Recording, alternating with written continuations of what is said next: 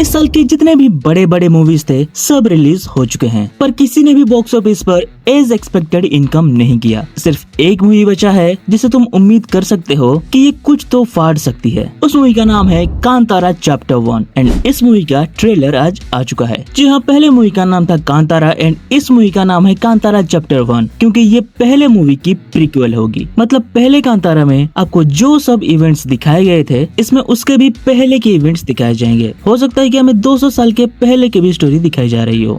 अब ट्रेलर की बात करूं तो ट्रेलर देखने के लिए मैं एक्साइटेड था। जैसे ही ट्रेलर आया मैंने देखा और सिर्फ देखा। भाई पहली बार में तो मुझे कुछ समझ में नहीं आया ये क्या चल रहा है। हाँ, इसका मतलब ये नहीं है कि ट्रेलर बुरा था, ऐसा नहीं है। मुझे जो विजुअल्स दिख रहे थे वो मुझे बढ़िया लग रहे थे, लेकिन कहानी क्या चल रही है, क्या राजा वाजा कौन है, सब मुझे कुछ समझ में नहीं आ रहा था। 3-4 बार देखा, उसके बाद मुझे थोड़ा जो समझ में आया वो मैं आपको बताने वाला हूँ। सबसे पहले तो ये वही सेम जंगल है जहाँ पे पहले कांतारा की कहानी टेक प्लेस करती है, सिर्फ टाइम पुराना है। बहुत साल पहले कांतारा पर एक मीटियोर गिरता है, जगह का नाम कांतारा है। जहाँ पे वो मीटियोर गिरता है वहाँ पे एक बहुत बड़ा गड्ढा बन जाता है। फिर उसी चीज को मैच कट करके दिखाया जाता है एक बच्चे को, जिसके सराउंड में एक टाइगर घूम रहा है। एंड यही कैरेक्टर आगे चल के ऋषभ शेट्टी का कैरेक्टर बनेगा। यहाँ के लोग और इनके जो मुखिया हैं शायद इसको पालते हैं एंड इसका नाम देते हैं बर्मे, जो कि इन लोगों के लिए भगवान जैसा है, क्योंकि लिटरली वो आसमान से गिरा है। एंड बैकग्राउंड में भी एक डायलॉग सुनने को मिलता है कि जब भी पृथ्वी पर अधर्म बढ़ता है तो ईश्वर धर्म की रक्षा करने के लिए अपने दूत को पृथ्वी पर भेजते हैं। एंड यही बात इसी चीज को कॉन्क्रीट करती है। फिर यहाँ पे सब लोग पंजरुली देव को पूजते हुए आ रहे हैं और इस चीज को भी यहाँ पे दिखाया गया है, जो कि पहले पार्ट में भी था। लेकिन यहाँ के जो एक राजा हैं जिसको प्ले कर रहे हैं गुलशन देवैया, एक्चुअली मेन राजा नहीं है, इनके ऊपर भी एक राजा होंगे। लेकिन इस राजा को ये सब पसंद नहीं है कि लोग डेमीगॉड को पूज क्यों रहे हैं। उसे लगता है कि ये सब कहानी है और इसलिए जो लोग पूज रहे हैं वो उन लोगों को सजा देता है। और सजा देने का यही सिर्फ एक रीजन नहीं है, एक दूसरा भी रीजन है कि सालों से ये लोग मसालों की खेती करते हुए आ रहे हैं, लेकिन हो सकता है कि ये राजा को ना बेचकर खुद बेच दे रहे हैं। इस वजह से राजा उनके ऊपर अत्याचार कर रहा है। फिर राजा की जो बेटी है, मतलब ये वाले नहीं, इनके ऊपर वाले राजा की जो बेटी है, उनके साथ ऋषभ शेट्टी के कैरेक्टर का एक लव एंगल भी चलेगा, जो कि सब प्लॉट होगा। लेकिन वो इम्पोर्टेंट इसलिए होगा कि गुलशन देवैया का कैरेक्टर वो भी मेन राजा बनना चाहता है और ऋषभ शेट्टी के कैरेक्टर अगर राजा की बेटी से शादी कर लेता है तो वो बन जाएगा राजा। इसलिए इन दोनों के बीच भिड़ंत भी होगी एंड आखिर में वो नेचर वर्सेस ट्राइब होगा, जैसे कि कुछ हमें पहले पार्ट में भी हमें दिखाया गया था।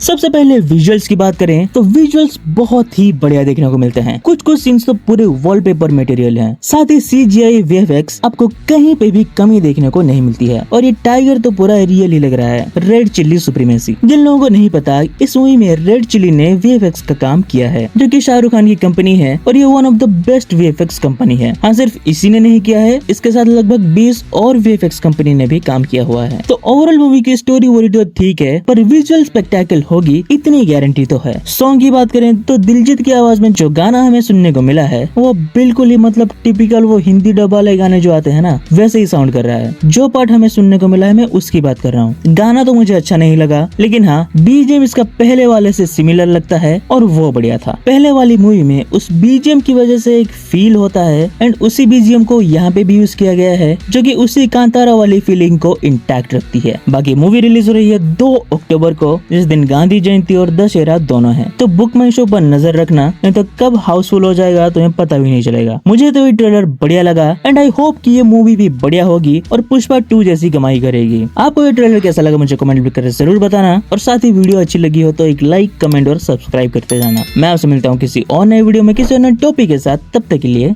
बाय।